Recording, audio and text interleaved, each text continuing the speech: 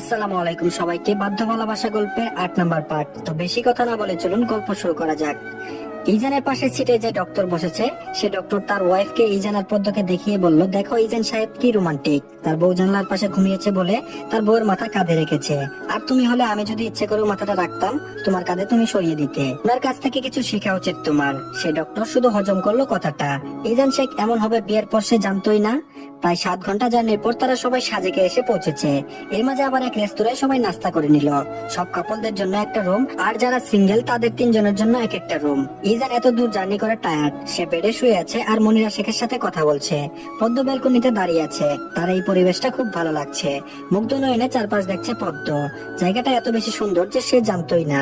ইজান পদ্মকে ডাক দিল কারণ মনিরা শেখ পদ্মের সাথে কথা বলতে চাই। পদ্ম বসে বসে মনিরা শেখের সাথে কথা বলছে আর ইজান এই ফাঁকে ফ্রেশ হয়ে এসেছে। তারপর সবাই একসাথে যে হোটেলে উঠেছিল ওই হোটেলেই খেয়ে নিল। ইজান আর পদ্ম রুমে এসেছে মাত্র খাবার খেয়ে। সবাই সন্ধ্যায় ঘুরতে বের হবে কারণ সবাই টায়ার্ড, প্লাস দেরিও হয়ে গিয়েছে লাঞ্চ করতে করতে। ইজান রুমে এসে শুয়ে পড়লো। তারপর বলল, পদ্ম ঘুমাবে না? পদ্ম বলল, না ঘুম আসছে না। ইজান পদ্মকে ধমক দিল কারণ এখন ঘুমাতেই হবে তাকে, কিন্তু পদ্ম রাজি হলো না। তাই পদ্মকে ইশারা করলো তার কাছে যাওয়ার জন্য। পদ্ম গেল না। ইজানের মেজাজ গরম হয়ে গিয়েছে, সে উঠে পদ্মের কাছে গেল। ইজান বলল, এতক্ষণ ডেকেছি গায়ে লাগেনি? মানুষ মনে হয় না আমাকে? ইজান পদ্মের হাত ধরে নিয়ে যাচ্ছিল, তাও পদ্ম যাবে না বলছে। সোজা হয়ে দাঁড়িয়ে রইল। তারপর বলল, বেশি অভদ্র হয়ে যাচ্ছ দিন দিন। তাও পদ্ম এক পাও নড়ল না। ইজান আরো বেশি চটে গিয়েছে। পদ্মকে কুলে করে নিয়ে বেডে শুয়ে দিল। পদ্ম আবারও উঠতে নিলে ইজান পদ্মকে শক্ত করে জড়িয়ে ধরে শুয়ে পড়লো। বেশ, পদ্ম আর ছুটতে পারলো না। বাধ্য হয়ে সে ঘুমিয়ে গেল। সন্ধ্যা ৬টা ৫০। ইজানের ঘুম ভাঙলো কোলের আওয়াজে। ইজান কলটা সাইলেন্ট করে দিল কারণ তার পাশে মহারানী আরামসে ঘুমাচ্ছে। প্রথমেই ঘুমাবে না বলেছিল, এখন সে নিজেই বেঘরে ঘুমাচ্ছে। এই পদ্মকে ঘুমালে কি আদরে বাচ্চা লাগে। আবার ইজানের টি শার্ট আঁকড়ে ধরে ছুঁয়েছে। এটা দেখে ইজানের খুব শান্তি লাগলো। টুপ করে পদ্মের গালে একটা চুমু বসিয়ে দিল। তারপর পাশ থেকে চশমাটা পরে ফ্রেশ হয়ে এলো। পদ্মকে উঠালো। পদ্ম উঠে তাড়াতাড়ি ফ্রেশ হয়ে এসে আয়নার সামনে রেডি হতে বসলো। পদ্ম তার সে জাতীয় সাজটাই সাজলো। নিজেকে নিজেই আয়নায় দেখে সে লজ্জা পেল। ইজান এতক্ষণ ধরে পদ্মের কাহিনী দেখছিল, তবে লাস্টের সিনটা দেখে না হেসে পারলো না। নিজে নিজে সেজে এখন আবার নিজে নিজেই হাসছে। আয়নায় ইজানকে দেখা যাচ্ছে। পদ্ম ফুকুচকে তাকিয়ে আছে ইজানের দিকে। এই লোক এমন করে হাসছে কেন? পদ্ম বলল, হাসছেন কেন আপনি? ইজান উঠে তার টি শার্টটা টেনে নিল। তারপর পদ্মের পিছনে দাঁড়িয়ে বলল, এই যে সেজে আবার লজ্জা পাচ্ছ তাই দেখে আমার হাসি পাচ্ছে। পদ্মের মনটা খারাপ হয়ে গেল। পদ্ম বলল, আমাকে কি ভালো লাগছে না?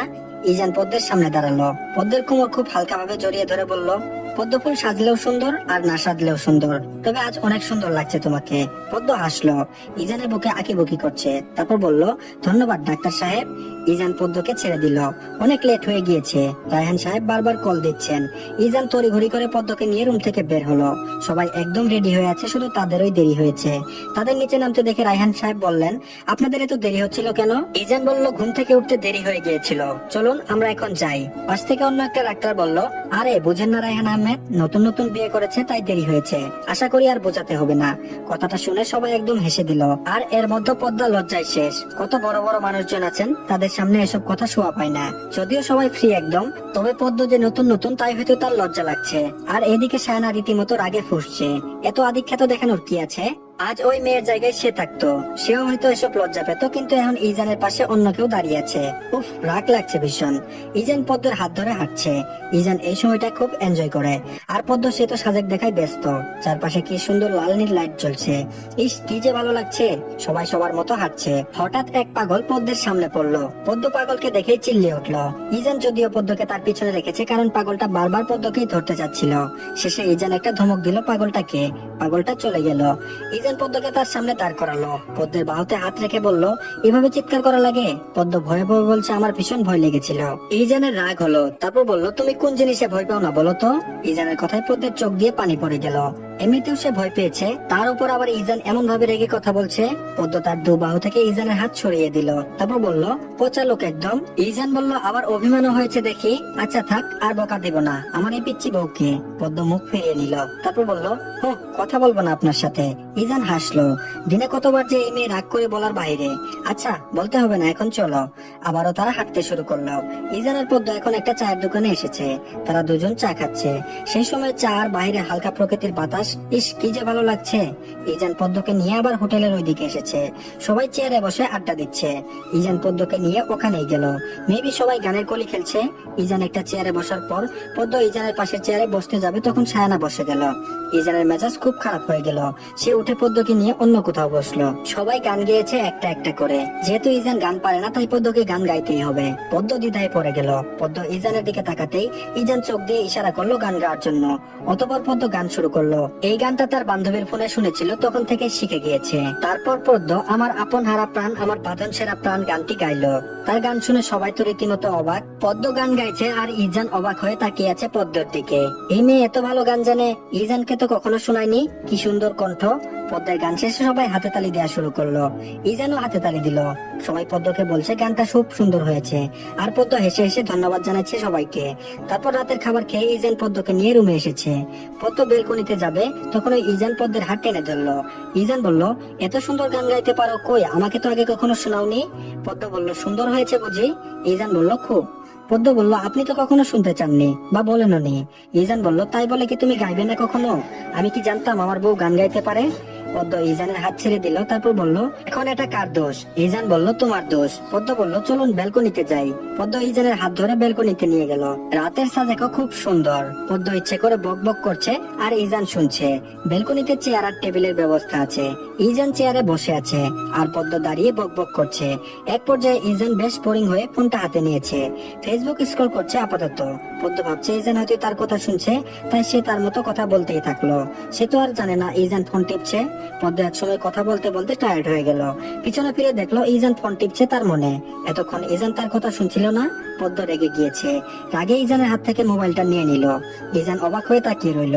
তারপর বলল, আমি এতক্ষণ কথা বলছিলাম আর আপনি মোবাইল দেখছিলেন? ইজান বিব্রত বোধ করলো। তারপর বলল, সরি পদ্ম। পদ্ম বলল, এত মোবাইলে কি দেখেন? কোন সুন্দরী ছবি দেখেন আপনি? ইজান আরো বেশি অবাক হলো। এই পদ্ম কি বলছে, সব পাগল হয়ে গেল নাকি? ইজান বলল, আমি কারো ছবি দেখছিলাম না। পদ্ম রেগে গিয়েছে। ইজান পদ্মের রাগ ভাঙানোর জন্য তার কোলে পদ্মকে বসিয়ে দিল। তারপর বলল, বেশি রাগ করা শরীরের জন্য ক্ষতিকর। আর আমি কেন আমার বউয়ের কোনো ক্ষতি হোক সেটা চাইবো বলো? পদ্ম বলল, আমি যে এতগুলো কথা বলছিলাম সেগুলো। পদ্ম গলাটা ফুটকা মাছের মতো করে রাখলো। ইজান পদ্মকে আরো ডিপলি জড়িয়ে ধরলো। অবশেষে চোখ বন্ধ করেছে পদ্ম। ইজান বলল, পদ্ম আজ আমাদের বিয়ের 1 মাস পূর্ণ হলো। পদ্মের চোখ চোখ চোখ করছে, যেন এই লোকের সাথে তার কত বছরের সম্পর্ক। মনেই হচ্ছে না তাদের বিয়ের 1 মাস হয়েছে। পদ্ম বলল, আমার মনেই ছিল না। ইজান বাহিরের দিকে তাকিয়ে বলল, এগুলো মনে থাকবে কি করে? পদ্ম টুপ করে ইজানের কপালে তার ওষ্ঠ ছুঁয়ে দিল। তারপর পদ্ম বলল, আমার পক্ষ থেকে আপনার জন্য 1 আকাশ পরিমাণ ভালোবাসা ডাক্তার সাহেব। ভালোবাসি আপনাকে। সকাল 9টা। সবাই একসাথে নাস্তা করছে আর আড্ডা দিচ্ছে। সাজেকের দ্বিতীয় দিন আজ। সবার মতামত ঠিক করেছে আজ একটা জায়গায় ঘুরতে যাবে। সবাই তারা একসাথে কথা বলছে, শুধু পদ্ম আর সায়না চুপ করে আছে। পদ্ম তো এমনিতেই অপরিচিত লোকজনদের সাথে কমফোর্ট ফিল করে না, আবার সে কথা বলবে। তাই পদ্ম চুপচাপ করে খাচ্ছে। আর কিছুক্ষণ পর ইজানের দিকে আর চোখে তাকাচ্ছে। ইজান হাসলে তার সুন্দর সেই দাঁতটা দেখা যায়। উফ, কি সুন্দর লাগছে এই মানুষটাকে। পদ্ম মুচকি মুচকি হাসছে। এই জিনিসটা সায়না বেশ খেয়াল করলো। তার যেন শরীরে আগুন জ্বলিয়ে দিল। পদ্মকে তার ভালো লাগছে না মোটেই। আবার কেমন করে ইজানের দিকে তাকিয়ে হাসছে। সায়না রাগে খুবই চোখ বন্ধ করে রেখেছে। ইজান হসপিটালের সিআই রাশেদুল ইসলামের পাশে চেয়ারে বসেছিল। তিনি ইজানকে ইশারা করলেন একটু ইজানের কানটা তার মুখের কাছে আনতে। গোপন কথা বলবেন। ইজানও তাই করলো। তারপর বলল, তোমার ম্যাডামের বয়স কত ইজান? ইজান ঢুক গিলল। একটু পানি খেয়ে গলাটা ভিজিয়ে নিল। রাশেদুল ইসলাম সন্দেহান দৃষ্টিতে তাকিয়ে আছে ইজানের দিকে। ইজান বলল, স্যার ম্যাডামের বয়স 15 বছর। রাশেদুল ইসলামের চোখ বড় হয়ে আছে। ইজান এত বড় ছেলে হয়ে এত কম বয়সী মেয়েকে বিয়ে করেছে, কিন্তু কেন?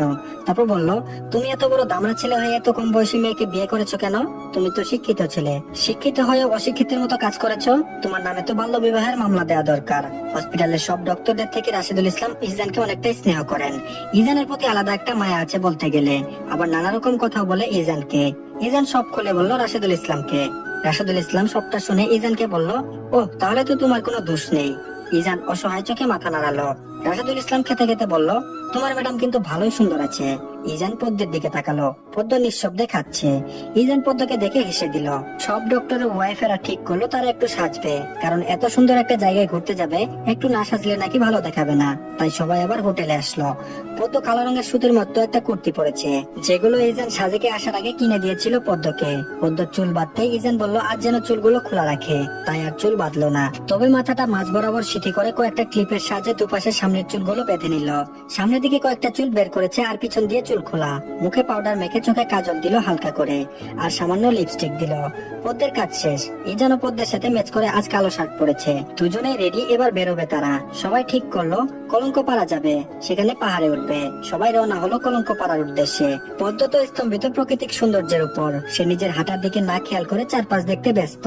ইজান অনেকবার ডাক দিয়েছে পদ্মকে ঠিক মতো হাঁটতে। পদ্ম ক্লান্ত কলঙ্ক পাড়া হাঁটতে হাঁটতে হঠাৎ সে দাঁড়িয়ে গেল। যেহেতু ইজানের হাত ধরে হাঁটছিল পদ্ম, সেহেতু ইজানও খুব ভালো করে বুঝলো পদ্ম দাঁড়িয়ে আছে। ইজান পদ্মের দিকে প্রকুচকে তাকিয়ে বলল, দাঁড়ালে কেন? পদ্ম হাঁপাচ্ছে আর বলছে, আমি আর পারছি না হাঁটতে।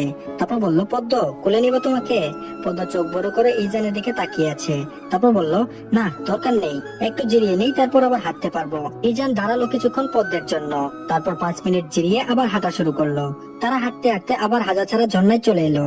সবার মন চাচ্ছিল গোসল করার জন্য, কিন্তু কেউ এটা পরিকল্পনা করে আসেনি, তাই পারলো না গোসল করতে। সেই 10টার দিকে বের হয়েছে সবাই। বিকেল 3টায় হোটেলে আসলো। মাঝে একটা ছোট্টখাটো রেস্টুরেন্টে দুপুরের খাবার খেয়ে নিল। ইজান রুমে এসে বেডে চিত হয়ে শুয়ে গেল। পদ্ম আয়নার সামনে গিয়ে মাথায় ক্লিপ গুলো খুলছে। তারপর বলল, আজ কিন্তু আমাকে জোর করবেন না ঘুমানোর জন্য। ইজান বিরক্ত হলো। তারপর বলল, কাল তো বলেছিলে ঘুমাবে না, পরে কে নাক ডেকে ঘুমিয়েছে? পদ্ম বলল, আমি নাক ডাকি না, বাজে বকবেন না কিন্তু। ইজান বলল, তোমার ইচ্ছে, তুমি ঘুমালে ঘুমাও আর না ঘুমালে নাই। আমি ঘুমাচ্ছি, তবে রুমের বাইরে যাবে না কিন্তু। পদ্ম মাথা নেড়ে বলল, আচ্ছা।